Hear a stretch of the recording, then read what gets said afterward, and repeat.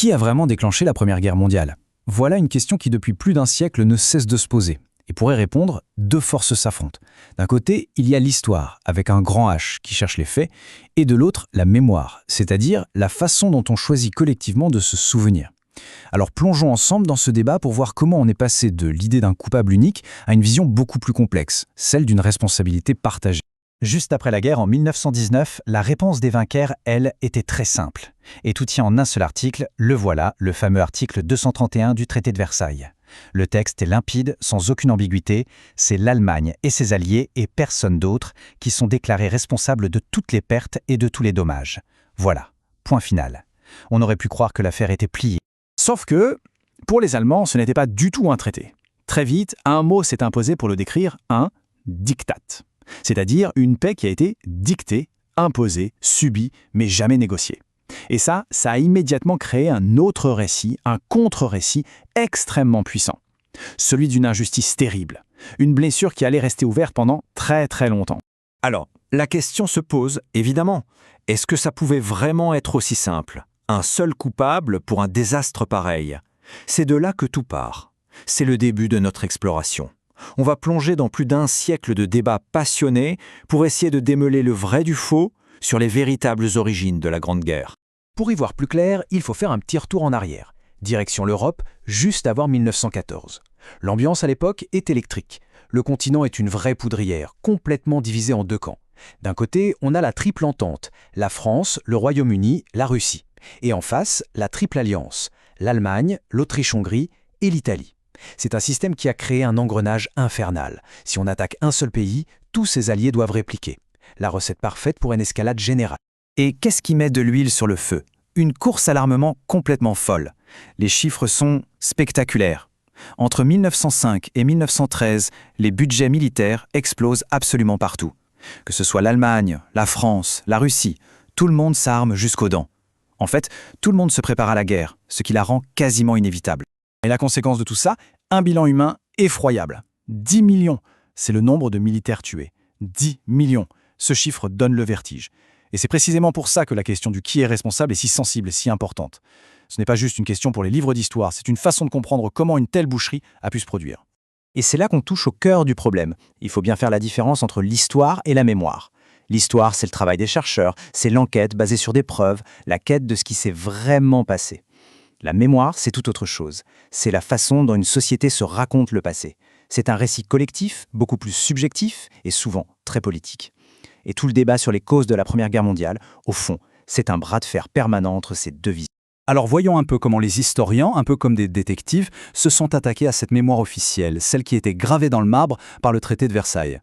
Et pour commencer, il y a un personnage clé, Pierre Renouvin, un historien français. Lui, il a fait la guerre, il en est revenu gravement blessé. Et chose incroyable, c'est le gouvernement français lui-même qui lui demande de mener l'enquête sur les origines du conflit. Imaginez la pression. Une tâche colossale. Et ce qu'il va conclure en 1927, c'est une petite bombe à l'époque. Il prend complètement le contre-pied de l'idée que seule l'Allemagne est coupable. Non, pour lui, la responsabilité est partagée. Il met en lumière le jeu diplomatique très dangereux de plusieurs acteurs. L'Autriche-Hongrie, la Serbie, mais aussi l'Allemagne. Et ça, c'est le point fondamental. On passe de l'histoire d'un grand méchant à celle d'un échec global, un échec collectif. Mais attention, le travail de Renouvin n'est que le début du débat. Loin de là. Pendant des décennies, les interprétations vont s'affronter. Par exemple, en 1961, un historien allemand, Fritz Fischer, va relancer avec force la thèse de la responsabilité principale de son propre pays. Et bien plus récemment, en 2013, Christopher Clark va populariser cette idée d'une Europe qui avance vers la guerre comme des somnambules. On le voit bien, le pendule n'arrête pas de balancer d'un côté à l'autre. Mettons ces deux visions face à face, parce qu'elles sont vraiment opposées. D'un côté, Fischer nous dit « Attention, les dirigeants allemands savaient très bien ce qu'ils faisaient. Ils voulaient cette guerre pour agrandir leur empire. C'était un plan délibéré. » De l'autre côté, Clark dit « Pas du tout. Personne ne voulait cette guerre-là. Pour lui, tous les dirigeants européens ont été complètement dépassés. Ils étaient aveugles, persuadés d'avoir raison, et ils ont trébuché collectivement vers le précipice. De vrais somnambules. » Là, on pourrait se dire « Bon, c'est intéressant, mais... » ça reste un débat d'historiens, une querelle de spécialistes. Eh bien non, c'est une erreur de penser ça. Parce que cette question du « qui est coupable » a eu des conséquences énormes, bien réelles, sur toute la suite de l'histoire du XXe siècle. on va voir comment la mémoire de ce traité de Versailles, la mémoire de cette injustice ressentie, a été détournée, instrumentalisée, pour devenir une arme politique redoutable. Cette affiche du parti nazi, qui date de 1931, en est une illustration parfaite et glaçante. Le message est d'une simplicité redoutable. Gegen Versailles, contre Versailles. Le parti nazi a surfé sur ce sentiment d'humiliation nationale lié au diktat. C'était son fonds de commerce pour mobiliser les foules, pour justifier le réarmement de l'Allemagne et, au final, pour préparer une nouvelle guerre. Heureusement, la mémoire ne sert pas qu'à alimenter la haine. Elle peut aussi faire tout le contraire. Elle peut devenir un pont entre les peuples. Un outil pour construire la paix, en se basant non pas sur la rancœur, mais sur la souffrance que tout le monde a partagée. Et pour ça, il y a des images qui sont entrées dans l'histoire, des symboles extrêmement forts. Pensez à De Gaulle et Adenauer, ensemble, dans la cathédrale de Reims en 1962.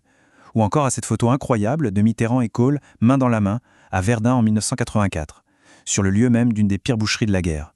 Là, on voit bien que la mémoire des millions de morts n'est plus utilisée pour diviser. Au contraire, elle devient le fondement, le ciment d'une paix durable et de la construction européenne. Bon, alors, au final, où en est-on aujourd'hui? Qu'est-ce que les historiens en disent? La grande majorité s'accorde à dire qu'il n'y a pas un seul coupable. C'est impossible d'en désigner un. La Grande Guerre, en fait, c'est le résultat d'une tempête parfaite. Un cocktail explosif, l'impérialisme, les nationalismes exacerbés, ce fameux système d'alliance qui a tout bloqué, et puis aussi des erreurs de jugement monumentales de la part de tous les dirigeants de l'époque. Et attention, il ne faut pas croire que cette mémoire de 14-18 est une histoire ancienne et classée. Non, elle a encore des conséquences géopolitiques très actuelles. Le meilleur exemple, c'est la question du génocide des Arméniens, commis par l'Empire ottoman pendant la guerre. Sa reconnaissance ou non par la Turquie reste aujourd'hui un sujet de tension diplomatique énorme à l'échelle mondiale. Pour finir, revenons à cette image de l'historien Christopher Clark. Les dirigeants de 1914 étaient des somnambules. Ils ont avancé tout droit vers la pire catastrophe de leur temps sans vraiment comprendre ce qui se passait. Et cette image, elle est forte parce qu'elle nous renvoie une question un peu vertigineuse pour notre propre époque. Vers quelle catastrophe est-ce qu'on avance peut-être aujourd'hui, sans même le voir? Sommes-nous, à notre tour, les somnambules du XXIe siècle?